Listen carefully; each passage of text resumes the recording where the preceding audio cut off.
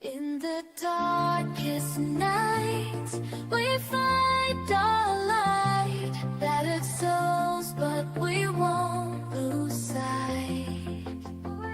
Surviving together, never alone. Through every trial, we carry on. Surviving together, never alone.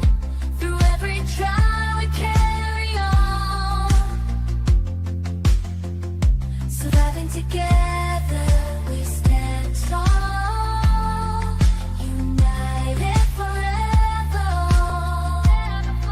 Strength and courage will overcome. Oh, surviving together, victorious. Never, never alone. Hand in hand, we'll face the unknown. We see you, we hear you, and we believe you.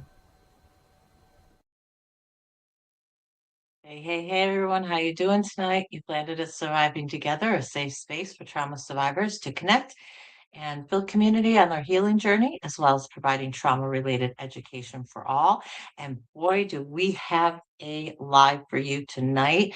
I have a absolutely wonderful guest with me. It has been a while since I've spoken with him, but without further ado, I am actually just going to bring him up and not going to talk a lot to you guys first off. So let me introduce Mr. Gabe Sifuentez. Did I say your last name right? Yes, ma'am. Close enough. Good enough for government work, like we say. How do you say it? It's Sifuentez. You're good. Sifuentez? Yes, ma'am. I had too much emphasis on the C part initially, right? I've been called way worse things. Don't worry. So Oh, you haven't seen my last name. It gets murdered all the time. I never expect it to be right. So no, actually. Well, Gabe is with us today. He is an investigator with the Brazos County Sheriff's Office in their anti-human trafficking task force. And probably the best way, I think, to kind of get into this conversation is why don't you just introduce yourself in terms of how did you end up in a human trafficking task force? I mean, what career path, or what kind of led you here? yeah. So I mean, I tell people all the time. I ended up here completely by accident, and I'm so thankful for it. I grew up here in Brazos County, which is in Central Texas, and I had no ambitions to join law enforcement. I had really no ambitions for much of anything, but ended up joining the military when I was about a year out of high school. I did 4 years in the United States Army, and then when I was transitioning out of the military, I had gotten an offer from the Brazos County Sheriff's Office to come and work. My mother had worked for the sheriff's office for a long time, and unfortunately, she ended up getting sick and passing away. I'm so And so sorry. it was, thank you. It was right around the time that I was getting out of the army, and so in March of 2015, I got out of the military, and in April, I started at the sheriff's office. It was more of just like I just need something for the time being. My wife at the time Mhm. was pregnant with our first daughter. And, I was like, I really need some insurance. I'm not super interested Mhm. in going into law enforcement, but this is going to work. It's going to cover the bills. And I just kind of fell in love with it. I started working in the detention center, uh, talking with a lot of people, being that I grew up here in the area. I got along fairly well with, all the folks that were working in the jail and all the folks that were in the jail that I knew growing up as well. Yeah. Um, but made my way through the ranks down there in the jail, and then got sent out to the police academy. Um, Came out in 2016 and then started on patrol. And I had about a 6.5 long year patrol career, which I absolutely enjoyed. I had a knack for finding narcotics. I ended up going over to the special investigations unit doing gangs and narcotics investigations. Um, Got on with our SWAT team, did that for about 4.5 years. And then in 2022, we had received a grant through the Offices of Victims of Crime for an ECM funded grant focusing specifically on human trafficking. And I didn't know too much about trafficking. We have here in Texas, we're managed by what's called TCOL, and basically it's the licensing organization for law enforcement. And you have some mandatory classes that you have to take uh, every year, every cycle. One of those in the police academy was just basic human trafficking, and so I had a vague understanding of what trafficking was. Um, Hmm. and I was like, okay, it's an opportunity for me to learn something new, kind of specialize and really try to focus in on what this whole deal is. But I don't think I had any kind of grasp or understanding as to how big Hmm. this problem was. Um, Oh, yeah. you know, where we're located here in Bryan and College Station, we're fairly close to the Houston area, fairly close to the Austin area. It's like an hour and a half to either. We can get to Dallas in 3 hours, San Antonio in 3 hours. So we're right here in the middle of the state. But I always figured, this idea of, pimps and prostitution and this human trafficking thing was either going to be like a major city, big metropolitan area issue, Mm. um, or it was going to be more of like the what you see in the movies. People talk about things being reminiscent of Taken or Sound of Freedom. Shipping containers full of people. Uh, Yeah. I figured it was going to be an issue down towards the border, but I had no idea that it was going to be something that was prevalent here and had been prevalent for my entire life. So Hmm. learning that was kind of eye opening. Now I go around and on top of doing my investigations, I provide training and stuff to law enforcement. And I tell people all the time, like I'm really sorry, but after you hear this presentation, like you're not going to be able to go back to sleep. Like once your eyes are open, it's kind of that matrix red pill, blue pill. You Yeah. can't really take the blue pill afterwards. I hear this Because all the yeah, time that we've been doing these interviews, and everyone's been saying it. It's like it's easy to have it just pass you by when you don't know what you're looking for and you're not paying attention to it. But once you really start to open your eyes and look, you're like, "Oh, man, that that looks like that could be a situation, or that looks like that could be a situation." What types of things did you find out about your area in terms of, like, how trafficking was, um, being effectuated that you kind of had no clue about? I think one of the scarier realizations is looking back on my career in law enforcement and seeing how there were so many times that I came across a trafficking incident, or I found somebody that was at super high risk of being trafficked. All those indicators were there. I just didn't know. I didn't know that those things were going to correlate together. Yeah. Um, and so I think that was one of those sad realizations. Like looking back, like wow, I missed it time after time after time and never even thought to look at it from a different perspective other than Mhm. what I knew at the time, which is like, hey, there's drugs, go get drugs. Hey, there's bad guys, go get bad guys. Hey, Yeah. there's crime and justice and I don't regret any of that, but I regret not having the knowledge base at the time Mhm. to be able to positively affect somebody that I've encountered. Yeah. So, when I know at some point from speaking to you in the past that you had received more training yourself to be able to do what you do now, but then not only just do your job, but to do the training that you do now. At what point in time did you receive that training? Was it like as soon as you guys got the grant up and going and you were assigned to the task force? And what Yeah, it was kind of pretty was quick. that training? I think You know, I probably worked 2 or 3 cases, within the first 2 months, or 3 months, of being on the task force and didn't have really any specialized training. I had taken, a couple courses online, but I was doing a lot with our local nonprofit and our lead victim services provider. They're called Unbound Now. Um, Mhm. and so the folks over there doing survivor advocacy were able to sit down with us. We work so well together. But it's been one of those kind of processes where we can just kind of sit down at the table as law enforcement and as victim services providers and just have conversations. And I think that process was kind of a slow build to me understanding, okay, this is what Mm, trauma responses look like. This is what, uh, manipulation tactics look like. This is what coercion right. manifests as. Um, and then we went, so there's a there was a training that we did in Nashville, Tennessee. It was Beyond the Basics course. It's put on by Equitas, they're a outstanding organization, and that was huge as far as my understanding and recognition of a lot of these signs and symptoms. And I'm learning every single day. Mm, The very first time that we spoke, I know you had told me that you were kind of looking for subject matter experts, and I'm very, very hesitant to call myself an expert in anything, mhm. specifically something like this, because I can see it from a law enforcement perspective. I can see it from an investigative perspective.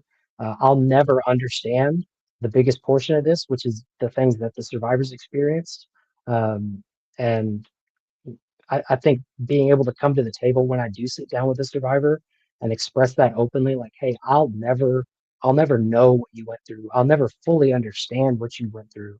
But I'm going to try my best to at least capture what you're telling me so I can put it on paper and hopefully we can get some justice for you in the end of it. And I think a lot of people do respect that because I'm not going to sit there and tell them, oh yeah, I get it. I understand. I know. I don't. Yeah.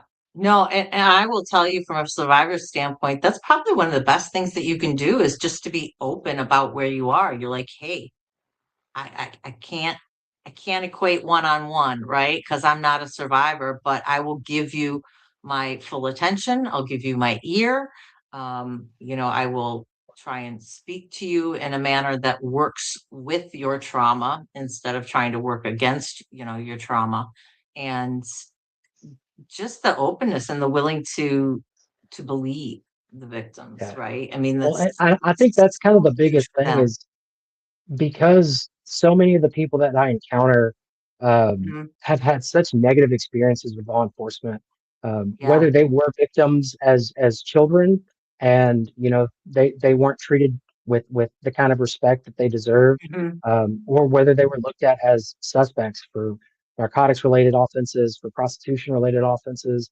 Right. The majority of the time, there's been some kind of crack in the criminal justice system that person has fallen through, and the it's like the biggest compliment when I can sit down with somebody and they're like, I'm just thankful that somebody's willing to listen. Yeah. I think that's such a big shift from where law enforcement normally is, which is, hey, I've got these questions that I need answered, Mhm. and that's what you do for me. Versus us to be able to go in there and just say, hey, listen, I don't know what all it is that you have to discuss. I don't know what you'd like to talk about. Um, I'd like to ask you questions, but I just want to know what you've been through. I want to know Yeah. what experiences have brought me and you to this place today. And I don't rush those interviews. Sometimes I probably should, just for documentation's sake. Some of those run between 3 to 5 hours long. Yeah. Um, but if I can leave there feeling like I learned something, then I'm very happy. So Yeah. No, and I mean, I can only express my appreciation on behalf of all of those victims that, you know, sometimes they just need the time, right? And the information, it doesn't always, we've learned this about trauma effects, trauma memories. They don't store linear, right? And so it's really hard if someone's coming in and saying what happened and then what happened and then what happened. And right. so to give somebody the time to just kind of get all of it out and then kind of piece through it and sort through it and find, what's the most important, um, just can be so validating for these victims. And the fact that you're willing to spend that kind of time to make sure that they feel that they've been heard and heard fully is just absolutely wonderful to see from a law enforcement perspective.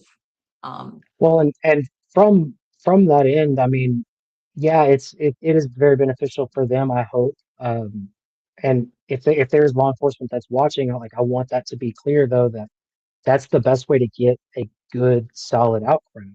If you don't spend the time to sit there and actually get to know the person, to actually genuinely build rapport, um, the information that you get is going to be sparse, if not false, if not misconstrued. Um, and so giving people that out to be able to say like, hey, listen, I am with law enforcement. I don't know what all you've been through, but I understand if you don't want to talk to me, one. Uh, but mostly I understand if you decide that you feel like you need to lie to me, if you need to hide things, I'm not going to hold that against you. I'm not going to lie to you.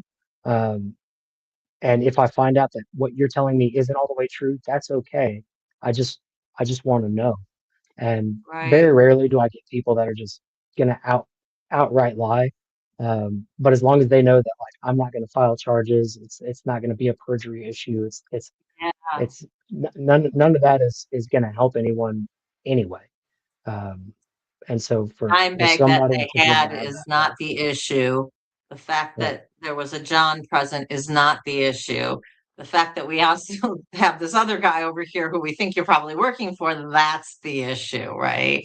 right, And because we know that so many, and we're mainly specifically talking about sex trafficking victims, that they've got their built-in spiel for law enforcement because of how they've been treated for most of their lives, oh mostly, certainly, or presumably, let's put it that way. And their traffickers are so great at manipulation, and so they know what to say, not to not get in trouble, to not identify their trafficker, to not get him mainly in trouble. um And so, yeah, just that time to be able to build the connection and build the trust so that they know that, and that's something probably for some of these victims, when you're coming in and saying, listen, I don't care about these misdemeanor charges, basically, that, you could catch if I was gonna go that route. I'm concerned about you. And that may be the first time in their life that they've had somebody outside of their regular life throw them a line and say, "Hey, I'm concerned about you, and I want to help if we can." That's just fabulous that you do that. I'd like you to speak a little bit about Unbound and how your connection with them formed, and yeah. how The you work with them. So OVC, that enhanced collaborative model, which is what the grant is based off of, they require a lead victim services provider and a lead law enforcement agency to partner together, so that way Okay. that grant can be issued. And so, I didn't know very much about what Unbound was doing. I knew they were trafficking specific, but we didn't really have a working relationship prior to the task force.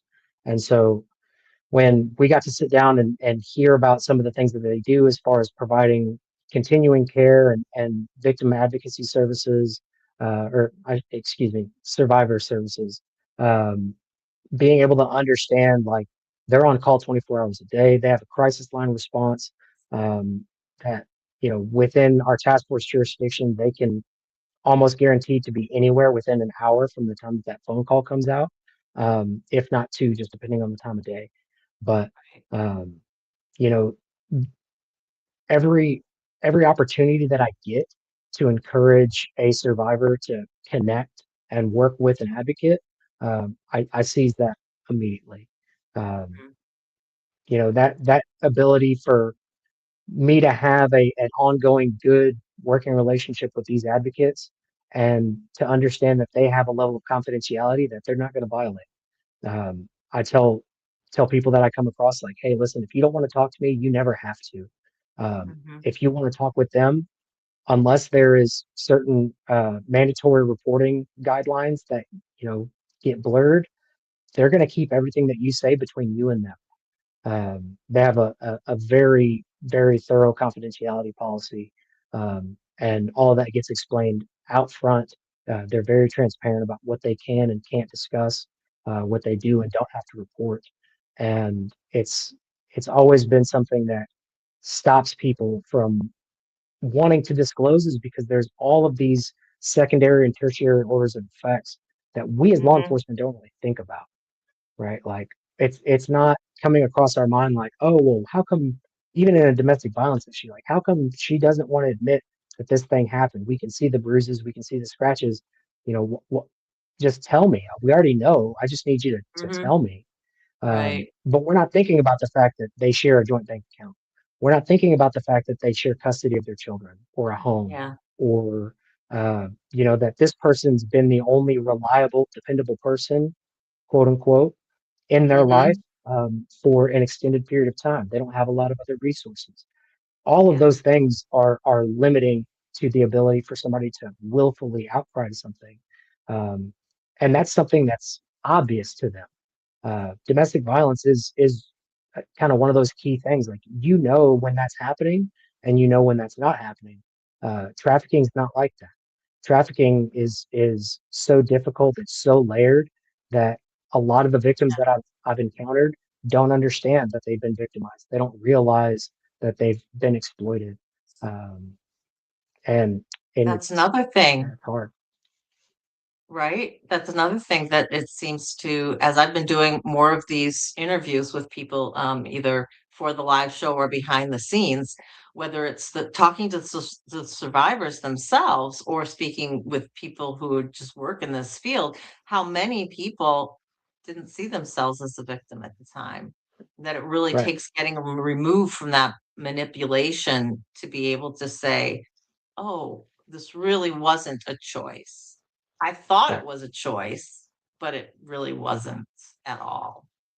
Right. And I just want to mention this, and I'm saying this with a grain of salt because I have not officially verified it, but I was told by one of my guests that Florida has just recently passed a law where they have given basically like an attorney-client privilege. They've got a confidentiality privilege between the advocacy support service workers and the survivor.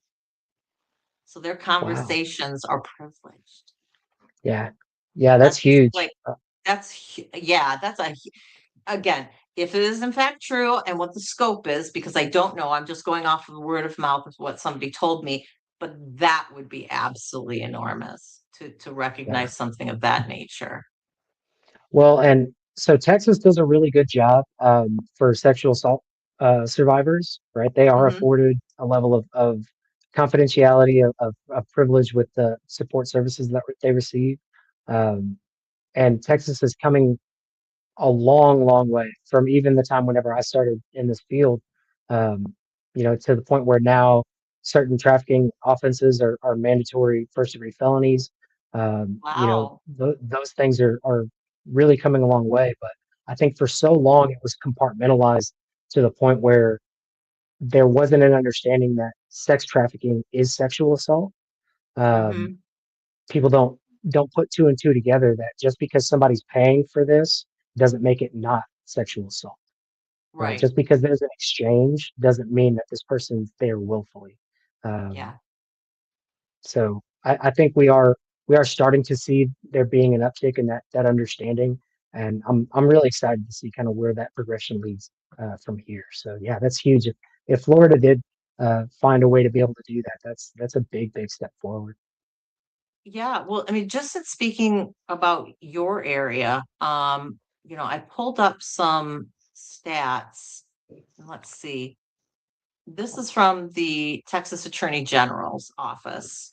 And so this only goes up to 2020, but we can see from at least on their website, um, arrests of traffickers went from in 2010, a total of 16, 16, to in 2020, so just 10 years later, 185.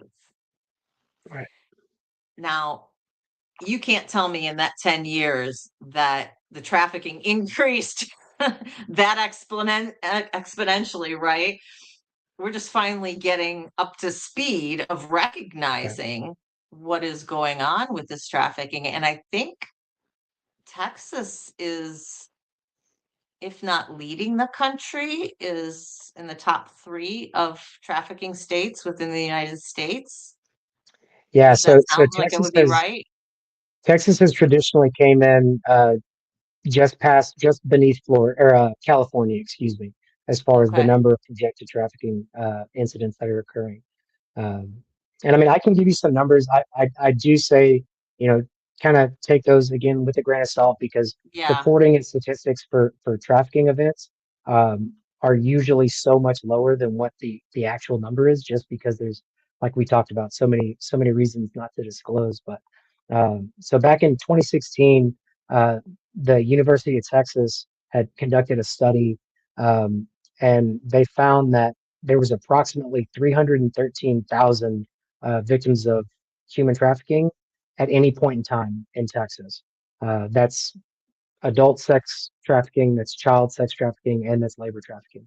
Um, and again, that's a combination of information that they're getting from Polaris Project, from the National Human Trafficking Hotline, Mhm. from the Attorney General's office, and that was in 2016. So even with that number being considerably lower than what the reality probably was, I did a little bit of math on it, and I didn't go to college, so like, please, if somebody out there realizes that my math is wrong, let me know. But um, the population change in Texas from 2016 to now is pretty substantial. So our population as a state has gone up by, I think, 13.8%. Um, Wow. and so the majority of those residents, about 70% of the residents in the state of Texas, live in this area that they call the Texas Triangle. So if you pulled up a map and you drew a literal triangle around the cities of Houston, Dallas, and San Antonio, you would get almost this perfect isosceles triangle. And that's where most of the residents are. That's like 70% or 75%, excuse me, of the GDP comes out of that area, and that's right in the middle. That's where Brazos County is. And so we cover eight. Yeah, we cover 8 counties here in Central Texas. It's like 6,000 miles of like the total 60,000 mile triangle.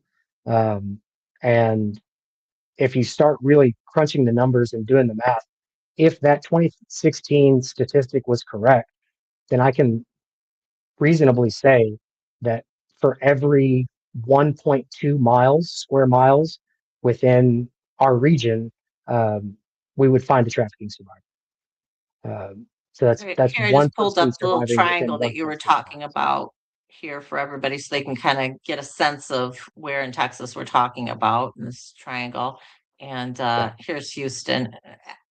Actually, I have a friend who lives right there, a coworker who I work with during the day, who lives like right there. He's like yeah, 45 minutes from you. We were talking yeah, about this. Um, yeah. If you were to kind of bisect Houston and Austin, kind of at like a 45-degree angle, um, that's where you would find Brazos County. So we're right there in the middle. um, yeah, and I was reading about some of this, and well, before I get into a couple of things that I had pulled up, so wondering if you could speak a little bit about, a lot of the things that we've been speaking to in regards to survivors have been about sex trafficking. And we had spoken earlier about labor trafficking and how we know labor trafficking is prevalent in Texas, but the difficulty in identifying it. And I wondered if you could speak to that a little bit because it's on the one hand, I'm like, it's such a huge issue, and we know people are coming across the border into Texas and Arizona and are spreading out in that area, and that they're being labor trafficked. And how can we even hope to get a handle on this?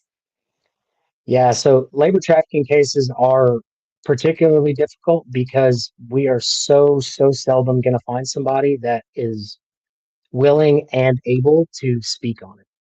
Mm, There's so many built-in layers of um, resistance to that outcry. If it's not because they don't want to get deported, it's because the systems that they came out of in another country were far worse than what they're currently experiencing. Um, yeah. for me to go and tell somebody like, hey, you should leave this company that you're working for because what they're doing isn't right. The hours that they have you working, the money that you're supposed to be making, the promises that you were made that weren't kept, none of those things are appropriate. Um, and for them to look at me and say, well, I mean, this is better than the money I could make in Guatemala, or this Yeah. is, a better opportunity. So that way, when I can save enough money and get my kids here, they can go to school here. I would rather Yeah. that than have them deal with cartel violence in Mexico. Um, and it's saddening. It's really hard for anybody that's having that experience, because like I love this country. Like I said, I mean I served in the armed forces, and I can't imagine somebody's experience of this country being what they've experienced. Um, Hmm. and most of the time, it's just really hardworking people. Um, Hmm. it's just people that want to work hard, that are here to work hard. They deserve the money that they're owed. Um, and if they don't get it, they usually don't complain. They're not Hmm. going to try to file charges. They don't want anybody to go to jail. They just want what's owed to them, and it makes it really hard because then it starts falling into like a civil law category, and those things are made even more difficult by the fact that they don't have driver's licenses or passports. They don't have a permanent residence that's not tied to their employer, or a Right. visa that's not tied to an employer. Um, it may take months for me to conduct a labor trafficking investigation. And if that entire time they're still with the company, they're constantly going to be worried. Okay, what if they find out that I'm talking to the police? Then I get Hmm. fired, and then I'm here illegally, right? Yeah. If I came over on this visa that's tied to my employment, I can't make them upset, or they're gonna forcibly, you know, detain me and Right. deport me.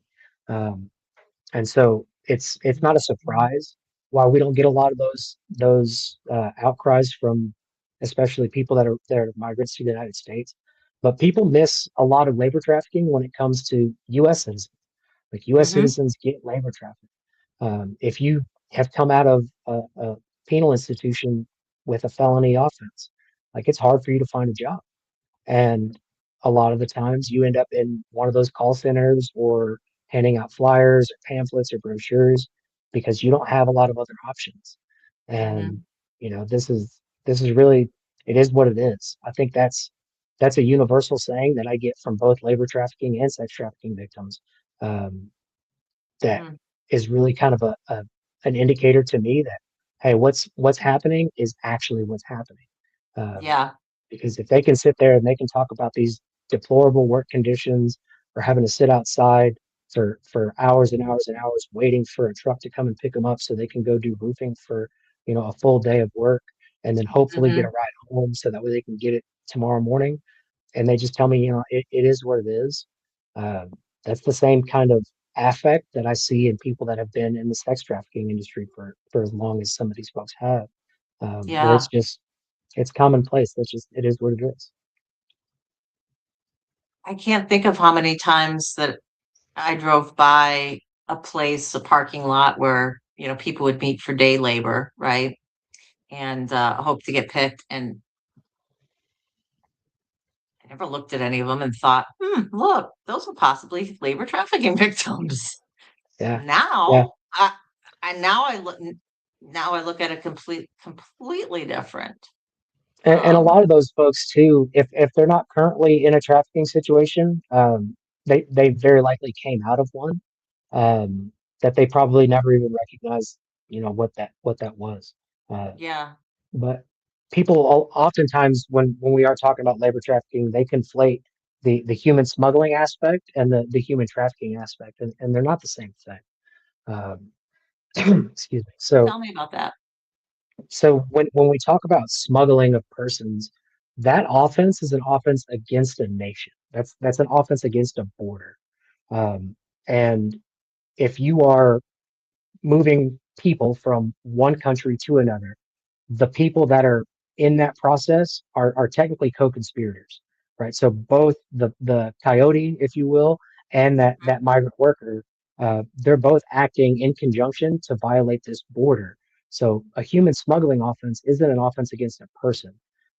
No one's being smuggled or against their will. Now, if they don't want to come, that's no longer smuggling, right? That's trafficking. Okay. If you've agreed and you've consented because I need to get to the United States, I've got a job offer that's waiting for me there, and this person's going to get me from point A to point B. That smuggling operation, those are co-conspirators, right? Now, if we're talking about children who can't consent to be taken out of the country, if we're Mm-hmm. talking about people that were, kidnapped in some foreign nation and then forced onto a boat and then brought, here into the United States, that's a trafficking incident. That's not a smuggling incident. They are very much separate entities. Um, There and could and be we do see the situations. smuggling.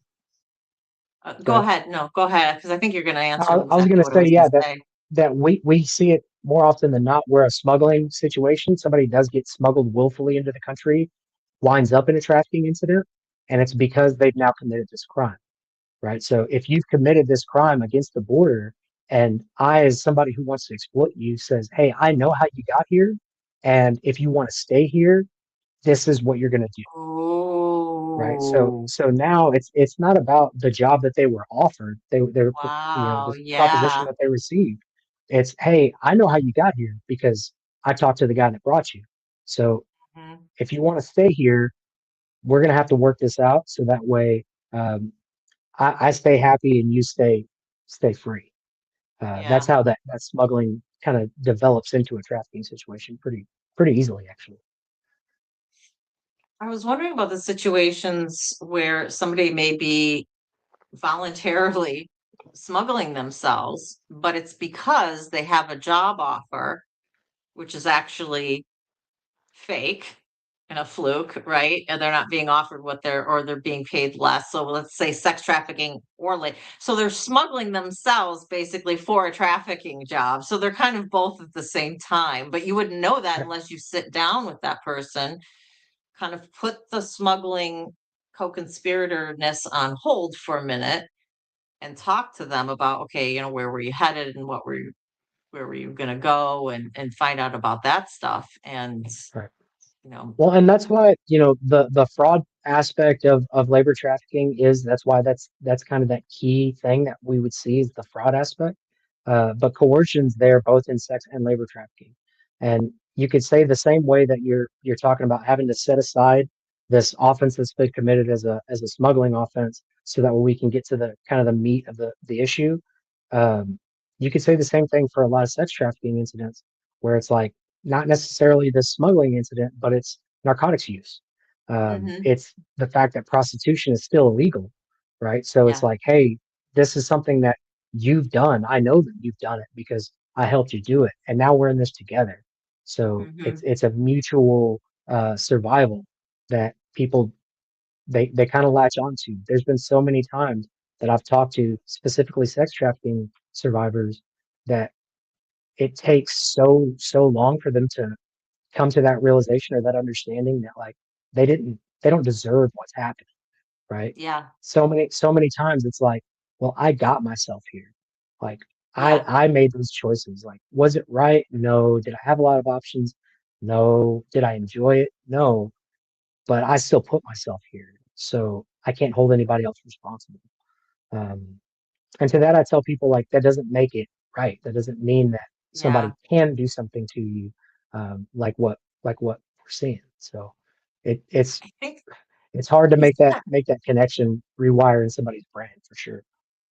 yeah, well, when you've been so manipulated for so long, and um I almost feel like being able to say it was my choice, it's like holding on to that last bit of agency over yourself, right? Instead of realizing really all of my agency has been taken away and I have been totally controlled by somebody else. I think there is just a personal resistance to wanting to realize that you've been manipulated or duped that much. And I think it is human nature to kind of want to um, see that we have control over our situation, right? Yeah, it's definitely like that self preservation aspect of things, right? Like I can I can feel okay, even though my situation's really bad. Like I know that I was in control of it. Um, Hmm. and so it is difficult to try to explain to somebody, and then to do that in an atmosphere where that doesn't, just mentally break somebody, is a really delicate balance. And really that's where our survivor Yeah. advocacy support comes in, because like those advocates are out there in the middle of the night. If I get called out, most of the time it's because they've already gotten called out. Out at the hospital doing a Hmm. SANE exam with a Yeah. forensic nurse. Like I'm not going to sit there with them during that process, but their advocate will. Hmm. And it may not be, because this crisis response came out and this is the first time that we've met with them. It may be because I met with them 2 months ago and I got them hooked up with a survivor advocate, and they didn't leave. They couldn't leave the life. They couldn't leave the trafficker that they were with, but they still had hope that there was somebody out there that had some support. And now they're Yeah. ready to leave. Now they're ready to exit, and they have a plan. They have this safety plan. They have a kind of a landing zone, Hmm. where they know like that's going to be the best option for me. And so, yeah, I'm very big supporter of Unbound and what they do as far as survivor advocacy. Because I wouldn't talk to me if I was anybody that wasn't law enforcement. I wouldn't talk to me. So how can I Right. expect somebody that you know has had negative impacts or negative interactions with the police to tell me all of the worst things that's ever happened to them? Oh, and by the way, I need you to admit to all the wrong things that you did too. Um, Yeah. that just doesn't fly. Yeah. Yeah. It's going to take a little bit to build that trust so that they're actually confident that when you say, listen, I'm not worried about these drug charges, I'm not worried about this prostitution charge, that they're going to actually believe you, that And when it that's happens, it's great. that's It's it. it's wonderful because like I get to build so many good relationships. There's been several survivors that like I have finished up with their case. We've gotten prosecutions, or I've had to come and tell them like, hey, I believe you, but I don't have enough here as far as the prosecution is concerned. But Yeah. that maintain contact with us. Between myself and my partner, we'll get a random text message from a survivor who just had a baby. And it's like, hey, look, he's taking his first steps, or, hey, look, Oh, I bought a car, or whatever. And it's like, it's so wonderful to see those things happen, oh my because we don't get to see it gosh. often. And Yeah. so, yeah, that's huge.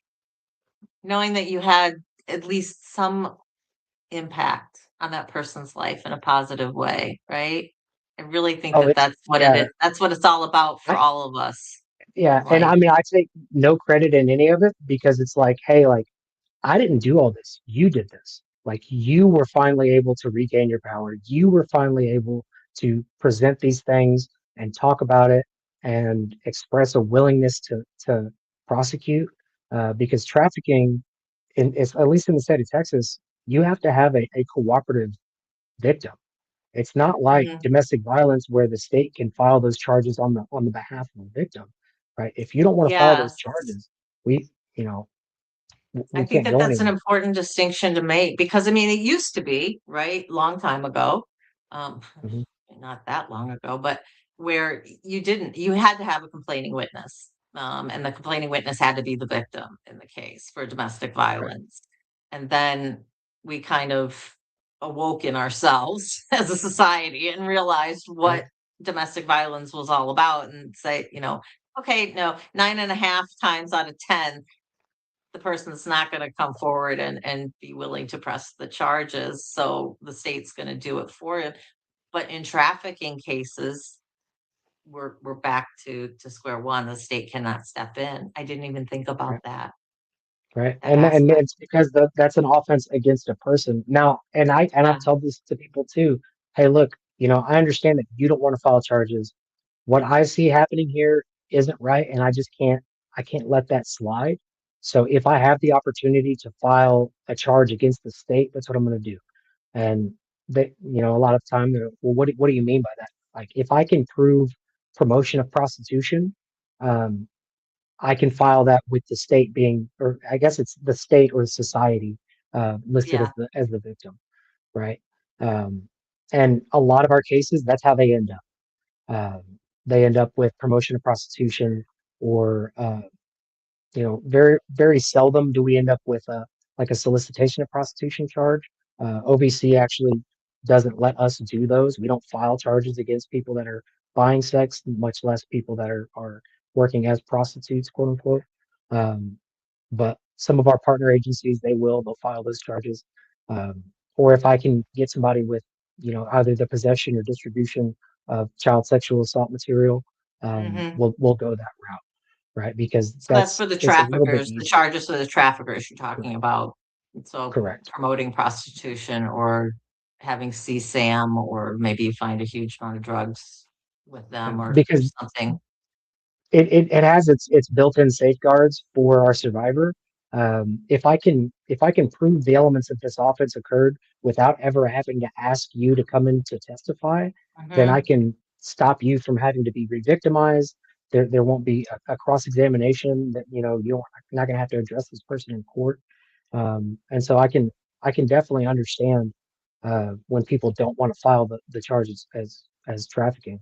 And I mean, Yeah, we've had some really good cases that never landed on trafficking, but they came back with compelling prostitution, aggravated kidnapping, aggravated promotion of prostitution. All of those offenses we're able to do without having to actually involve our victims. So that's been a that's big learning great that curve. you do. Yeah, that's great that you have other options available to you guys to be able to try and close the net around those people, because Yeah.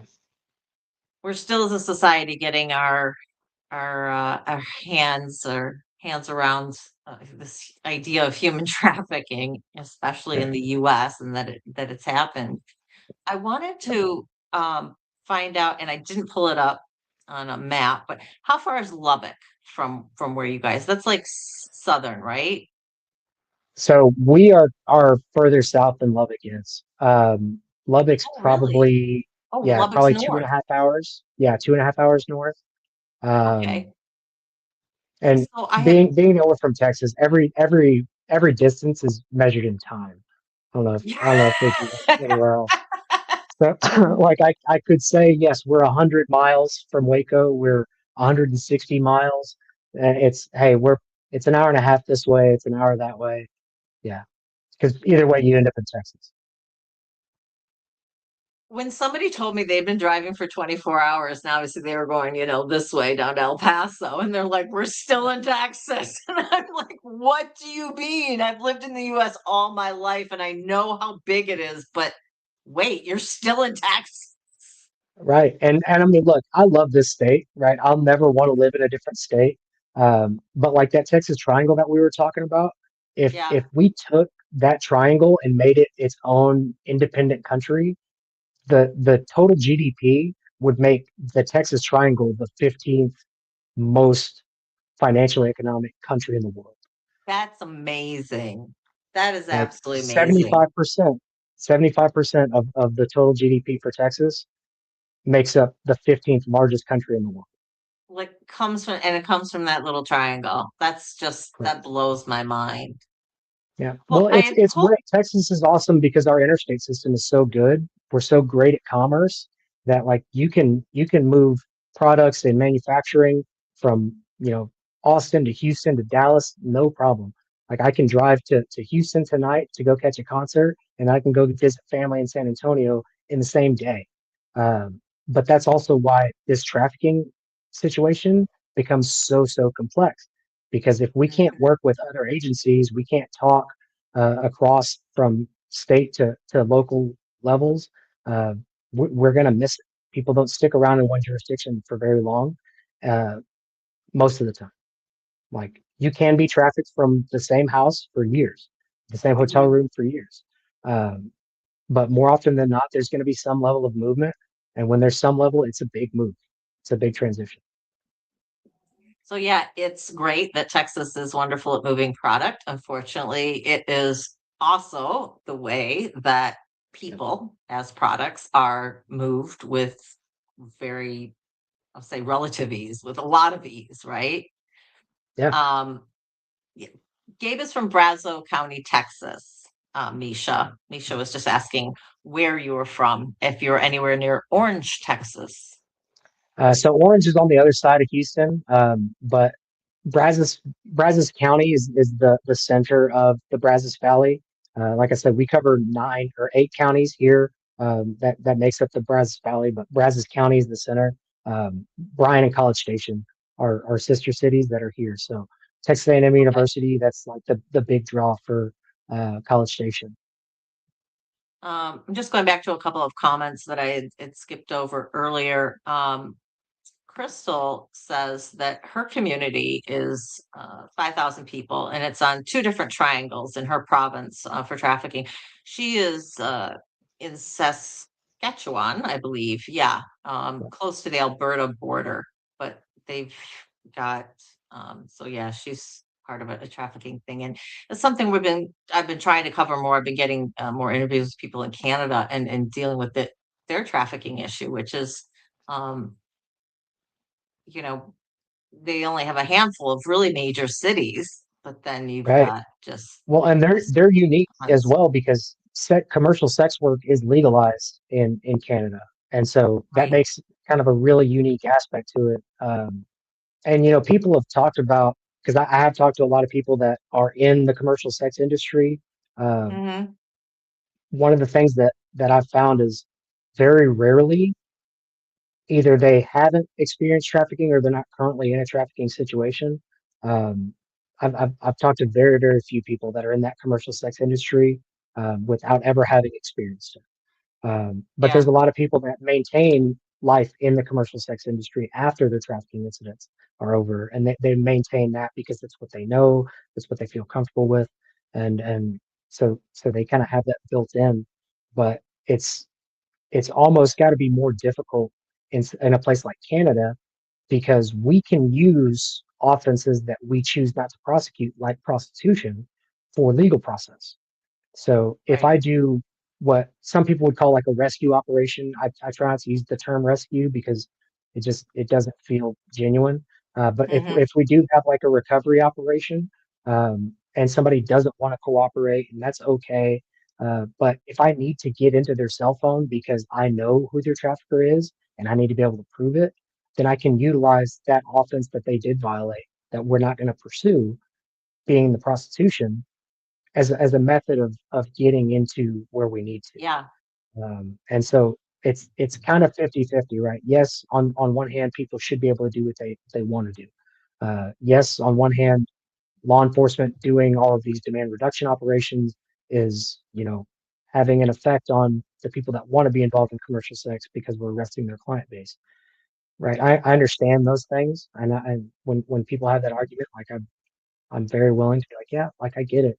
But Mm-hmm. while I'm in this situation as law enforcement, I'm going to utilize those laws to the best of my ability, and that's the best way Right. for me to do Yeah. For Canada, it's definitely an extra wrinkle because you've really got to prove that fraud and coercion aspect of it. You don't have a lot of work around there.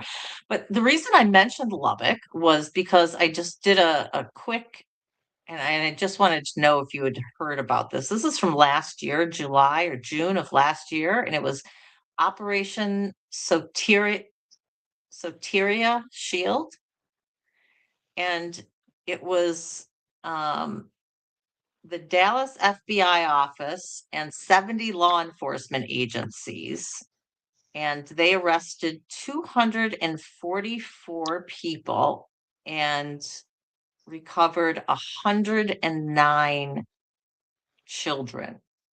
Wow. And the Wow, article that's amazing. specifically mentions children.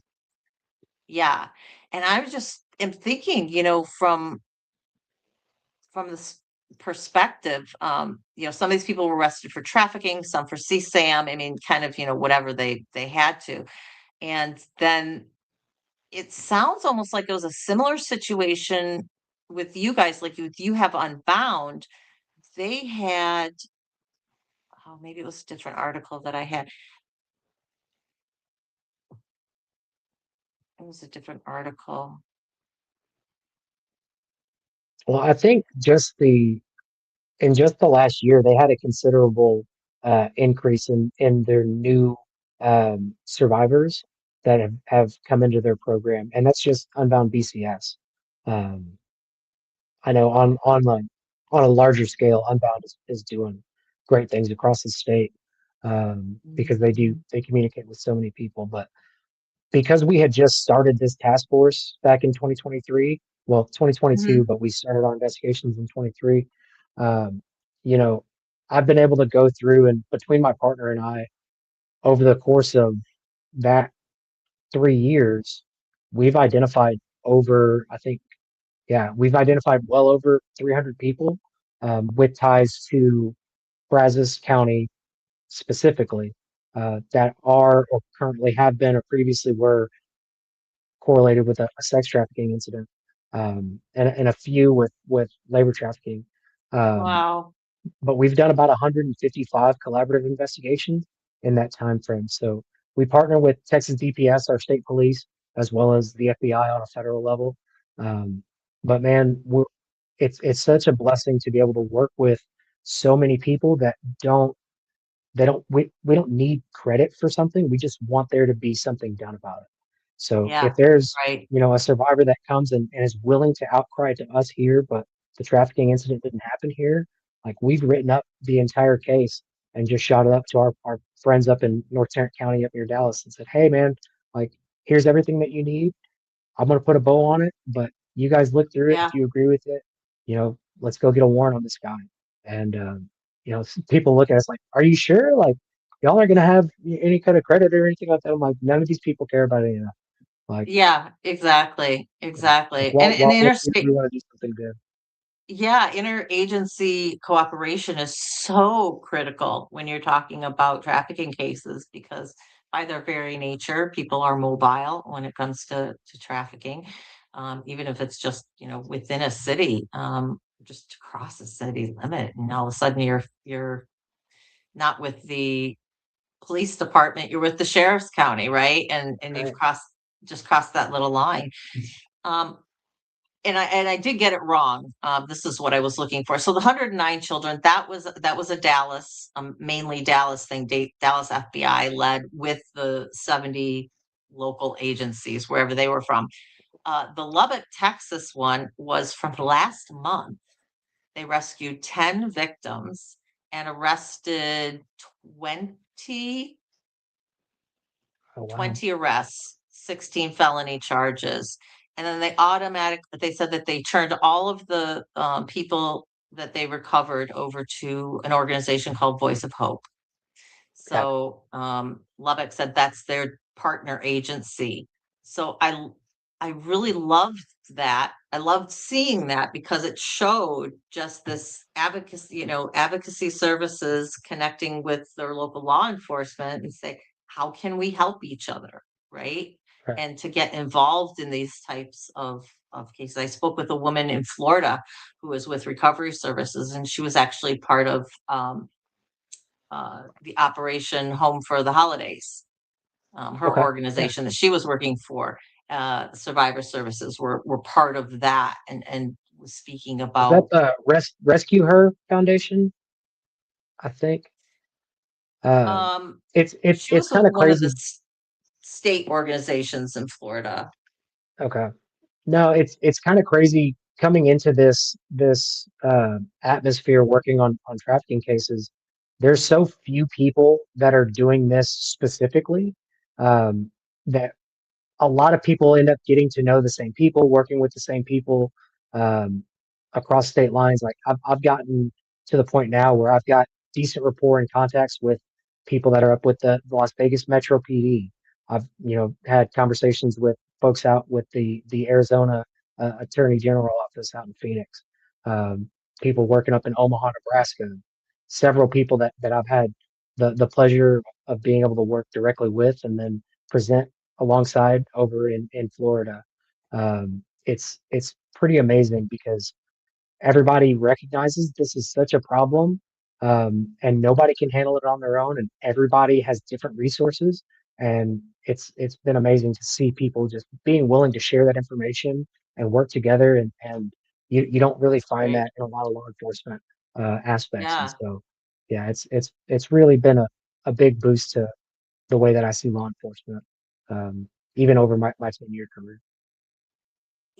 A couple of questions from the chat for you, but I have one last question for you. For me, is just in speaking with other law enforcement agencies, I'm going to go on the assumption that most of the people who you are speaking with, who are, say, kind of your colleagues in trafficking, are coming at it from a trauma informed standpoint. And so of the survivors and what the needs are and all of that. Do you find that you still come in contact with, though, a lot of police officers who aren't trauma informed? And do you see a need for, say, like a trauma informed education class to be just part of the police academy? Yeah, so it's a wonderful question. Recently, they've started making trauma informed sexual assault investigations a mandatory course that has to be taken if you want to advance your peace officer license. And so Okay. that's been really really good. But I can tell you from just my law enforcement experience, and especially from my military experience, just because you attended a class doesn't mean that you had to pay attention, right? Like if it's mandatory, like Good that's point. great, right? Like Yeah, that's right. awesome. You took it, you got your gold star, you signed it on the roster, and you passed the test. But that doesn't necessarily mean that you took anything away from it.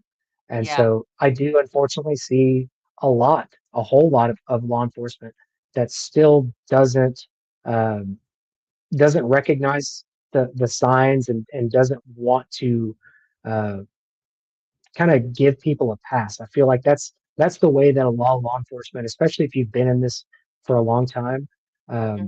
it's like, look, yeah, I get some bad things happen, but also like people have to be responsible. They have to be accountable for their own actions, which I totally understand. Um, but if I can find a situation where that wasn't their fault, Hmm. where they didn't make that choice, should I really hold them accountable for everything that they've ever had to do? Yeah. Like that, it just doesn't compute to me anymore because Hmm. it's life isn't fair, right? I tell my kids all the time, life's not fair, right? Uh, Yes. but that doesn't mean that I need to make it even less fair. If I have that opportunity to do something with it, that's what I want to do. And I do see more and more law enforcement being able to recognize that and being able to put aside, okay, well, I guess I don't have to file that charge. Like I'm not going to get that check mark, that tally mark on my comp stats for this month for this arrest for the you know meth pipe that I found on this person. Hmm. Um, but at least they're going to go get some help. At least they're going to Right. talk to someone who can help them get into rehab, and maybe it'll fix it. Probably won't, right? Majority of the time when I'm talking to these guys, it's like and gals, right? It's that's Hmm. probably not going to help. But at least hopefully it does. We'll give it a shot. Hmm. Because a lot of folks are burned out. A lot of folks are like, look, I've dealt with this same person every shift for the last 4 years on the same beat. That it's not going to change anything. Hmm. And my response to that is like, it doesn't have to. But I know I can sleep better at night knowing that I tried, right? And Right. maybe Yeah. next time they'll call law enforcement instead of just letting it happen because they're afraid that they're going to get arrested. Um, Yeah. that's like You one of the never know biggest when that ones. one time is Yeah. going to be that enough for them. Oh yeah. And just to see survivors actually being willing to call the police, that's like one of my biggest wins. Like even if I couldn't do anything with their case, but like, hey, like I called dispatch 2 days ago because he came back around here and we got him criminal trespass from the property. Like that's a step that they would have never taken in the past Yeah. because I'm not calling the police. I'm gonna just go to jail. Hmm. Right? I'm like, man, that's awesome. That's fantastic. Like, tell me about it. How'd you do? Well, I called my advocate and I talked to them, and they said that they would come and be there with me while I filed the charge. But I was really worried that I was going to go to jail, and they told me they couldn't stop them from taking me to jail, but that I should call anyway. And that's what I did, and it worked out really well. And so those are the success stories that I get to experience, and it really does make this job worth it. Those are the winners. That is Yeah. awesome. Um, Thank you for that. We had a couple of other questions. Let me just say hi to Carmel and Misha and Crystal and Carnosol. You're here, Dr. Voltron. Welcome. If I missed anybody else, I apologize. Uh, but Dr. Voltron has a question. He is asking, were you an MP in the military, or were there any Yeah. programs in the military for victims or prevention practices? And it's interesting that this person asked because we've kind of delved a little bit with this, right? Because I have the series coming up for military sexual assault, but I will let you go ahead and answer. Yeah, so no, Dr. Voltron, I was not an MP. I was a cavalry scout, a 19 Delta. So we did small unit reconnaissance in Afghanistan. But you know, there wasn't there wasn't a lot of discussion about sexual assault other than those mandatory trainings that we would have to do either, I think it was like once a quarter, um, or you know, like whenever you transition to a new duty station as part of the onboarding process, they would have some discussion about sexual assault stuff. But that was also back in 2011. So I at was the just gonna time say, we let's didn't, remind everybody about yeah, when we're talking about too. yeah, yeah, Um, we didn't have females in combat arms. So mhm, if you were in a combat MOS, right? So whether that was artillery, infantry, cavalry, um, you know, those positions didn't have females. Now we had females that would be assigned to say like to supply company at a unit, um, but if you weren't working for that company, you never really interacted with people of the opposite sex. And this was also before don't ask, don't tell was repealed. So mhm, there wasn't a lot of discussion about sexual assault, even if it was, you know, male on male sexual assault, because mhm. then you would have to make this admission that could potentially ruin your career. And Yeah. so it was a very different time back Mhm. then. And yeah, looking back on it, it's like, and I wonder how many things you know could have been resolved differently or should have been resolved differently that I was never even aware of. Yeah, it's interesting as I've been speaking to more people and I get the time frame that we're talking about because I always have to remind myself, what time frame because and I am blanking on the year right now, but I think it was a little bit after you, or you may have actually been in Afghanistan when it happened, but when all of the dealings with sexual assault and the reporting and everything was taken over under the heading of the DoD, and um, they kind of tried to uh, make everything uniform and really bulk up their reporting and how they dealt with things and whatnot. And I know that Yeah, they're it may have been. I know there was a lot going on. So I was deployed from June of 2013 until March of 2014. And so in that time frame, like that was when I can recall the first government shutdown that I ever experienced. Um, hmm and so like I know there was a lot of stuff happening. I don't know what it was. I don't know what was happening. We were a little bit more preoccupied with trying to find out what our mission was and how that was playing out kind of on like a local level. And if it wasn't going on in like our AO, it just wasn't something that we were concerned with. And then coming back home, it was like, well, hey, like I'm about to get out of the military. I don't know what's all happening, but I gotta check all these boxes so that way they can tell me I can leave, you know. hmm And so selfishly, I wasn't really focusing on much else.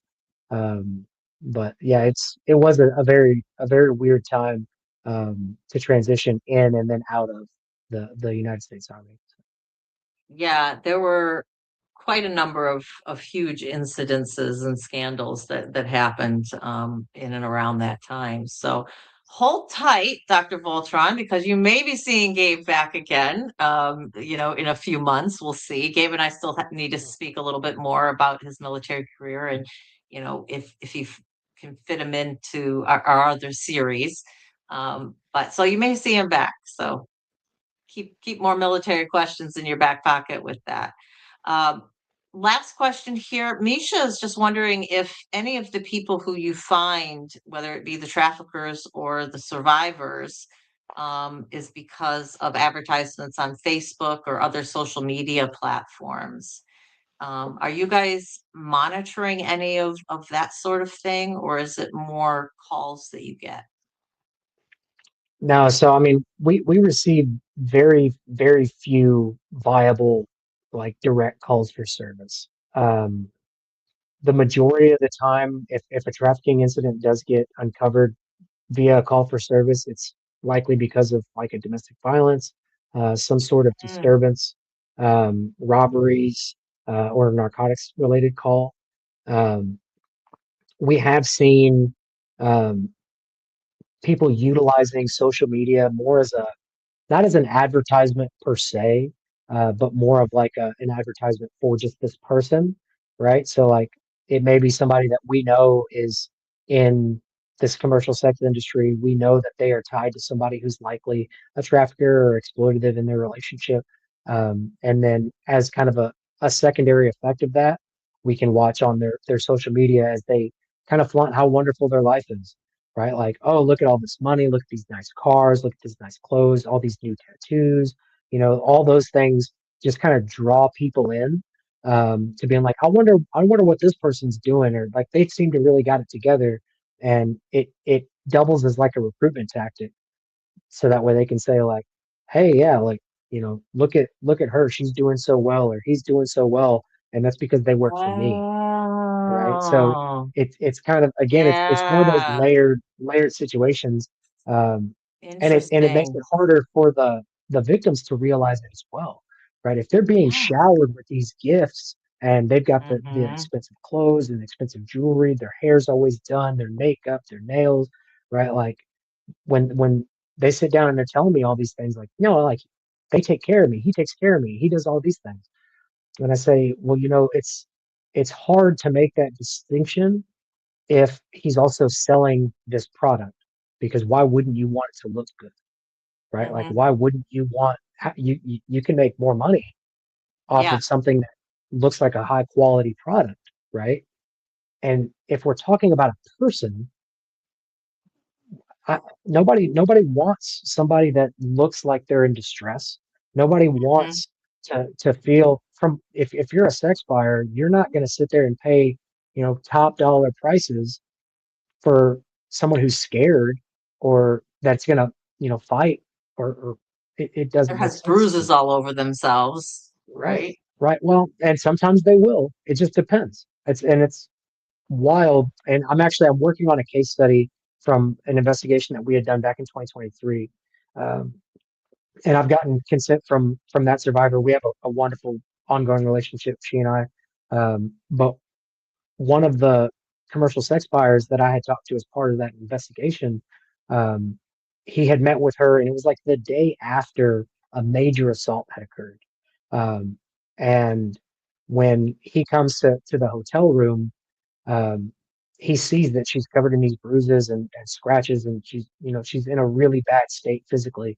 Um, and when he asks her like what happened, and this is according to him, he tells me, I asked her what happened. And she said that she had gotten hit by a car, um, and I I kind of had to pause, and it took a while for it to kind of set in, because he still completed the date, right? He still paid the money that he was there to pay, and receive the services that he intended to receive.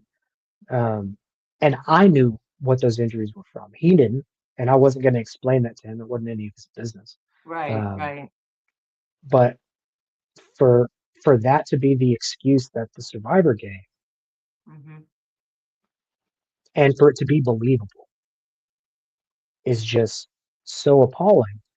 Yeah. And in that particular instance, I know for a fact that they stayed together for months after that. Like that wasn't the end of the incident. Mm-hmm. Um, and so, yeah, like you would be surprised at kind of where people land on it. But back to the original question, like, yeah, social media absolutely does play a factor, and we have several undercover accounts. Um, following multiple different things online. I've seen a big uptick in like sugar baby, sugar daddy relationships. Mm, And there's not a lot of data to be able to kind of pull together at this time, but it's definitely something that we monitor. TikTok, Facebook, Instagram, all of those things. If there's a social media aspect to it, that means that people are talking. That means that they're communicating and they're mhm, seeing one another. And so yeah, it's amazing because all of this stuff has moved almost entirely online. Some of the larger metropolitan areas will still have like an open air sex market. They refer to it as like a blade. Um, and oh, so like wow.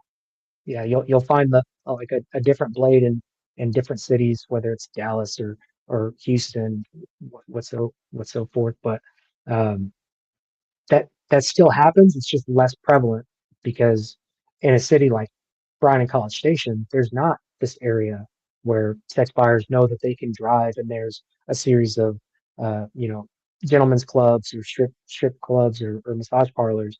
It's mostly via either word of mouth, communication via social media, or one of these commercial sex websites that's typically operated from outside of the U.S., um, like a classified ads type type online service. So that's how the majority of those incidents happen, which is why we spend so much time inside. I'm typically much more tan, but I don't really get out too much because the majority of the time I'm online. I'm combing through those classified ads, identifying people, trying to see what their histories look like, and by being able to determine like, hey, based on their criminal history, based on their Mm, visa status, based on police reports where we know that there is domestic violence. All of these things combined are going to be something that I want to look at to say that this person may potentially be a trafficking victim, and then mhm. work to kind of prove that up a little bit before I even initiate that case, before I actually start delving into what all is happening, because I want to know as much as I possibly can so I can look at those barriers and say, hey, advocates, Yeah. you know, I'm going to attempt to contact this person, but I know she's got a 4-year-old son and a 2-year-old daughter that Mhm. are with their parents in a different state. That's going to be something that needs to get addressed. Like I know that they may be 6 months pregnant. I know that Mhm. they have a you know, a storied uh, you know, narcotics abuse history. That's going to have to get resolved before we even look at trying to build into a prosecution. Um, and if not as resolved, then at least addressed, right? Like let's look Yeah. at housing options. Let's look at rehabilitation centers. Let's look at all of these things, right? Like if I can find it on the internet, which is wonderful that people keep put so much information on the internet, then I can at least bring that to the table and say these are things that I want lined up before I even go and try to make contact with this person, because That's I can't awesome. help you. Yeah, Yeah. I can't help you other than putting this case on paper. And if you don't want that done, then there's literally nothing I can do. So if we can't come to the table with something to offer to say like, hey, like here is this and it's free. And we're not Yeah. asking anything of you. I'm not even asking you to outcry or to disclose anything. I want you Right, to know that right. This is this not is here. contingent upon your disclosure to me or Correct. cooperation or anything. Yeah. Correct. Yeah. That's That's that's been that's a gotta be huge. huge change. Yeah.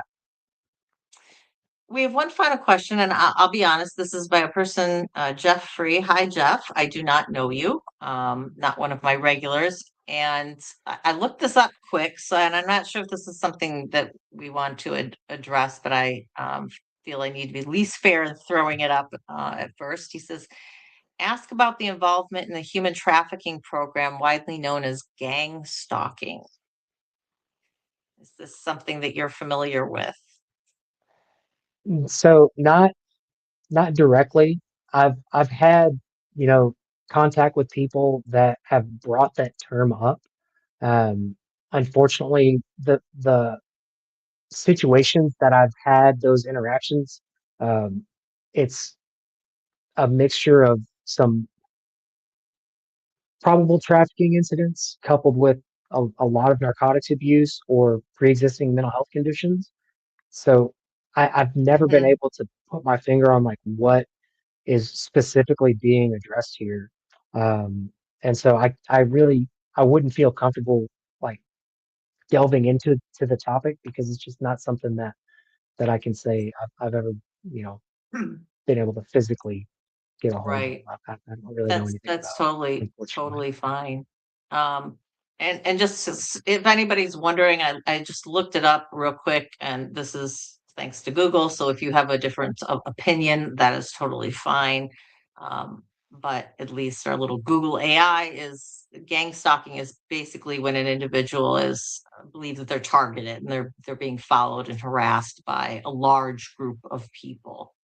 Um, Yeah. so as just So, a and quick down and I can dirty. say like with that definition, there has been several like documented commercial sex trafficking incidences where that's how somebody feels.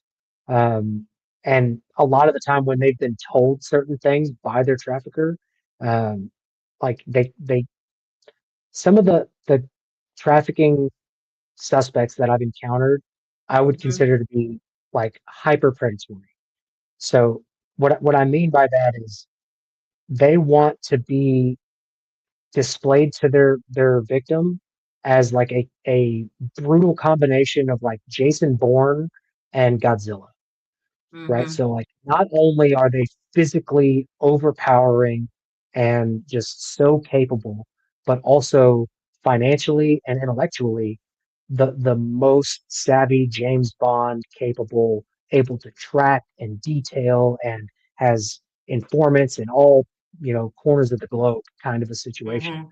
Um, Yeah, Rarely have I found that to be true, right? Most of the time, I'm finding that that is a a kind of secondary effect of the drug use, and then also the information that they're being fed in this kind of psychological echo chamber that they're manipulation, living in. Yeah, yeah, right? because I can't talk to the police. He's not even here, but I know he's watching, right? Like Mhm, we've had traffickers communicating very sparsely, but with enough control over their victims to send them out of state and feel confident that they're not only going to come back, but they're going to come back with more money, or by recruiting another person to bring with them back into that situation. mhm. And so, like those bonds that become formed, those connections in the brain that these people kind of build on, are so powerful. Like Yeah, it stretches as far as they could possibly even consider. Um, and so it's not surprising like that gang stalking word has become more of like kind of a buzzword and something that mhm. comes up more and more often. Um, and just like I tell them, like, I can't tell you that it exists, that it doesn't exist. I can tell you that I've never had my finger on the pulse well enough to be able to find that specifically to be true. Um, yeah, there's usually a big um, correlation between a lot of other factors when that kind of word pops up. This gives a little more context, and this makes more sense. It says victims of the Epstein files claim they were targeted and harassed, considered to be an effective tactic to discredit victims or targets, making them seem crazy or mentally ill. Um, and I could, honestly, and I've been very open about this. Epstein is one area I will not go into. There's just too many Sure. conspiracy theories and people have their opinions about it that it is a can of worms that I don't want to open on this channel. But I could Yeah, see something like that where you have such a high profile clientele where if you are a survivor who's coming out of that and you're trying to say something, I can see these powerful people being, sure. sending people after them and targeting them and harassing them. I mean, it could just be a lawyer. I'm so Yeah, and I sorry, mean, guys. But I can't. I also like I can't speak to it because I don't know. yeah. But what I do know is that there may also be some solid connections to the fact that people that have pre-existing mental health issues are that much more likely to become victims of trafficking. Um, because if I know the police aren't going to take you seriously, then I can basically do whatever I want, Mm, right? Like if you nice can tell vulnerable me in the target, same, right? Right. Like if you can tell me in the same breath that, you know, your boyfriend has been sex trafficking you and that you have an appointment with, former President Barack Obama next week, like one of those things is true. Yeah. But how much time is a patrol officer that is in between calls and only is talking to you because the hotel wants you out because you haven't paid for the last 2 weeks and you've been squatting in a Hmm. room? How much credibility am I going to give to any of that when I've got this role that I'm trying to fulfill and other calls for service that I need to go and provide for? So, like, those things kind of get washed over. And Yeah. if that trafficker has been doing what we know them to do, which is like, hey, when you tell the police, not only are they going to not believe you, but also they're going to arrest you. And he knows that what you're telling him is true, but he works for me. And so when they only see part of that come Hmm. true, which is they don't believe you and you're about to get arrested, it's like, oh, well, everything he said must be true.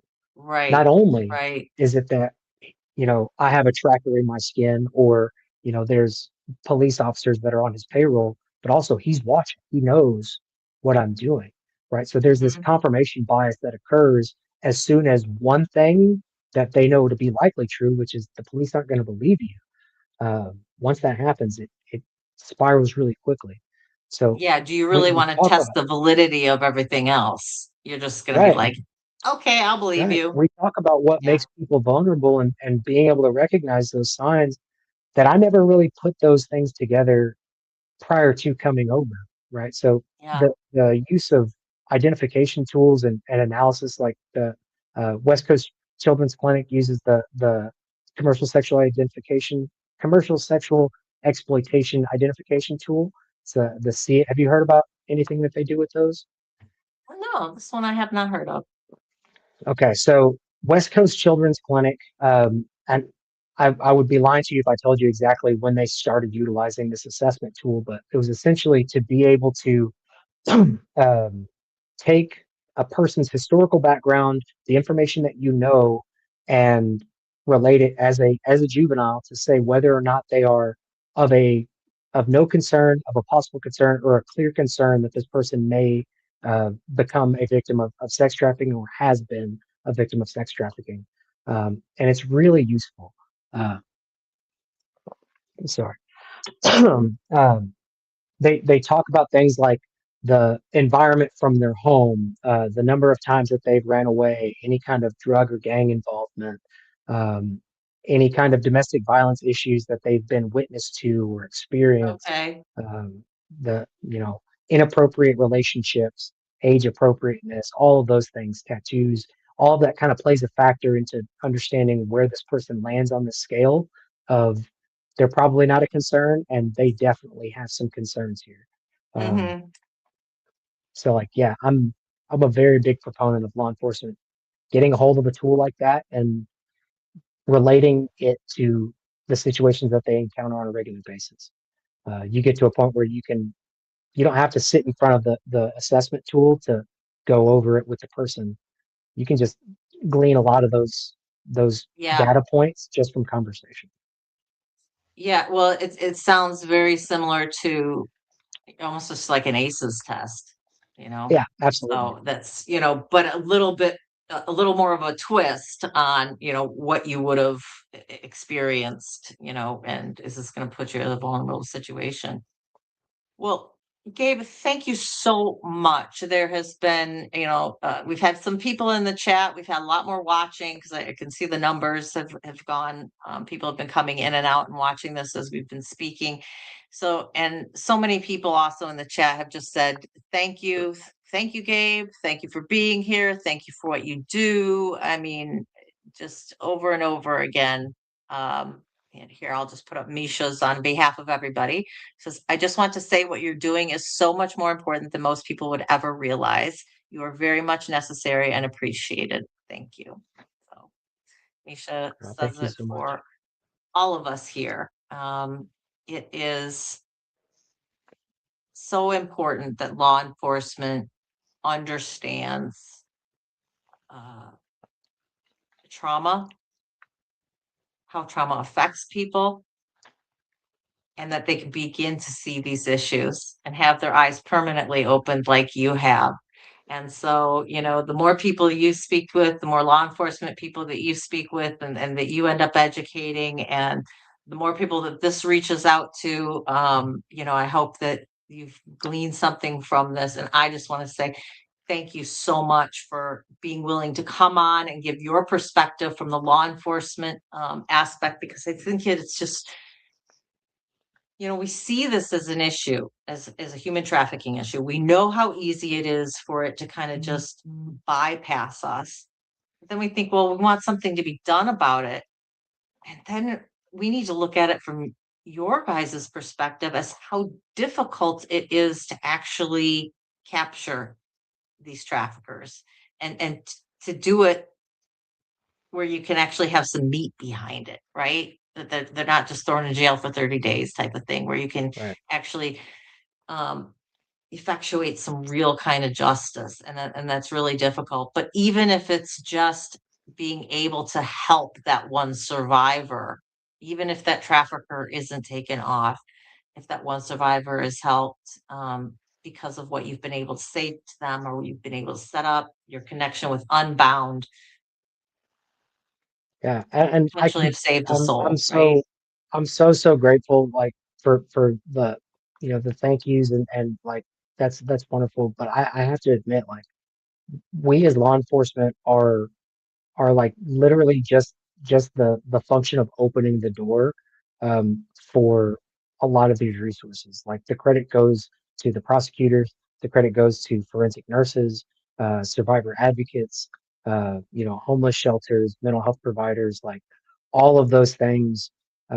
That's what we as law enforcement should be doing, is being able to, like, hey, I just want to not even open this door. This door was open for you before. I just want to show you where it is.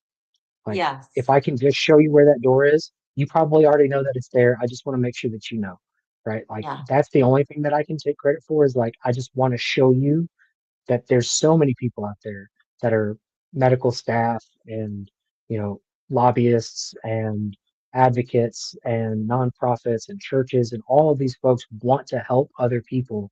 They just don't know who to help. Um, Mhm. and and if you'd be willing to let me, like, take you and do this kind of soft handoff, and you can accept their help or not, but I know they would appreciate it. And so, like I said, I'm very grateful and very, very blessed to have had the opportunities to talk to the folks that I have. I've never been able to provide more to them than they've been able to provide to me.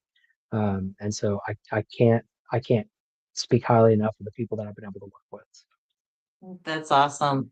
Gabe, just the fact that you sit there with the victims, and I call them victims because you're getting them right at that point, right? They're Right. survivors from everything that they've done. But just the fact that you were able to sit there and speak to them with such openness, honesty, non-judgmental approach, and say, whatever you have to say to me, I believe you.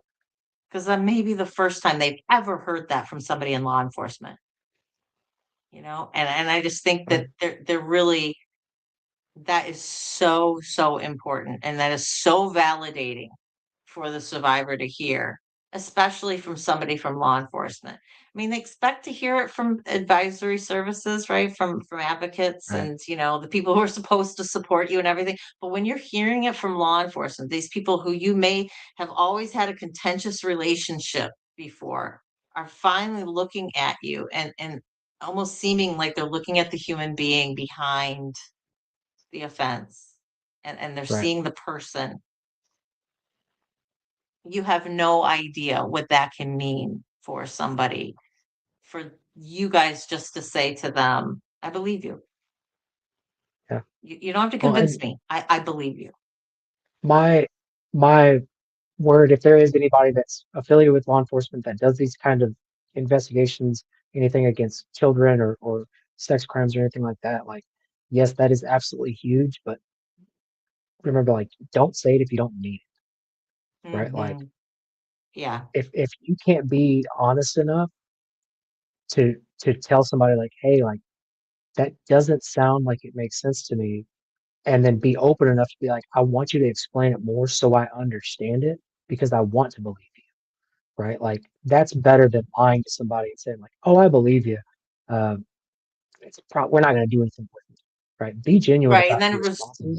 Right, knowing that they're not going to really work hard on it or anything because they don't really right, have that conviction. Yeah. right. I mean, how many people remember, the name of the used car salesman that they talked to last, whether they bought the car or not, right? Because it wasn't a genuine interaction, right? You know what that Hmm. person's there for, right? If you have a genuine conversation with somebody and by the end of it, you don't believe them, be able to explain what's going on, like why, right? You don't have Yeah. to hide anything from them. You don't Hmm. want them to hide anything from you as law enforcement. So be genuine, right? And when you do believe them, that's when you can let them know, like, hey, yeah, I do believe you. I've seen the situation. I've seen the way that this develops, and that makes sense to me. I don't know if I'll ever be able to prove it in court, but I believe you. Just throwing up some comments so people can see them as we're closing out here. And I'll leave us with this. Crystal says she still talks to the officer who did the investigation when they charged her brothers. She calls me her hero. That says a lot to me. She believes what I say. And that meant all the world to her, that Yeah, when law enforcement got involved for her with her case, that she was believed, especially hurts. I was reading something, I'm sorry, especially when you're dealing with family situations, right? It's yeah, uncomfortable, and people don't always want to believe that that occurs, although we know it does. right. It's, you And got to and get it down happens and more often than people would think, but I wanna thank you so much for unfortunately. bringing me here, for allowing me to have the opportunity to be here. I was so surprised whenever you reached out. I was like, "Okay, if you wanna talk, like, You're I'm like, happy who am to." I? Right? Yeah, I was like, Just "You like, found me where? LinkedIn?" I was like, "Okay, that's great." whatever. But no, what you're doing is so important, and to be able to have a platform where people who've experienced trauma can come together, that can relate, they can, talk about some of those experiences, or even the people that, have family members who've experienced trauma that want to know Yes. more, they want to learn more, because they haven't experienced it firsthand. Like that's huge, right? Like the ability for you to be able to use the internet to really reach a very, very wide network of people who can genuinely, benefit from the information that's being provided. Like, my hat's off to you because I can barely make it on time to one Zoom interview, much less uh, twice a week for as long as you've been doing it. So, yeah, kudos. There are people who do things every day, and I just don't understand. I would not have another job. I would not be able to work a regular job and like still do this. This was all you would get. You'd have me babbling for an Right. hour. There'd be no content whatsoever. But no, I thank you. We've been looking forward to this, hearing about this from really being able to speak to somebody from a law enforcement perspective. I think was really critical for me when I wanted to bring human trafficking to the forefront. There's things that I think when you're talking about human trafficking, you need to talk to the survivors. You need to talk to the people in support services. You need to speak with people who are at higher up levels doing policy stuff, right? And in law enforcement, and seeing what's happening from your level. So thank you so much. I will not speak with you after I drop you off here because I'm not sure what's going on with my outro. I think I may have erased it. So I'm not sure where I'm sitting with that. But I will follow up by email with you because I know we have another conversation that we want to have anyway. So, but I'll let you go. And I know you've got a thing to get to. So I will let you go. And just again, Gabe, thank you so much for being here. Really, really appreciate it. Thanks for having me. All righty. Have a great night. Bye bye. All right, guys. Well, that was I'm looking at Zoom has been changed from 1:30 to 11 tomorrow morning. I don't know for what you're talking about, Misha. Um, is this for the village? I'm gonna guess it's for the village. I have a meeting at 11 tomorrow, so I will not be able to join if that's the case of what you're talking about. But anyway, guys, thank you so much for being here. Please always remember you are worthy, you are valuable, and you are loved just the way you are for who you are. So, hugs and love from me. Surviving together, never alone. Have a great one, guys. Bye.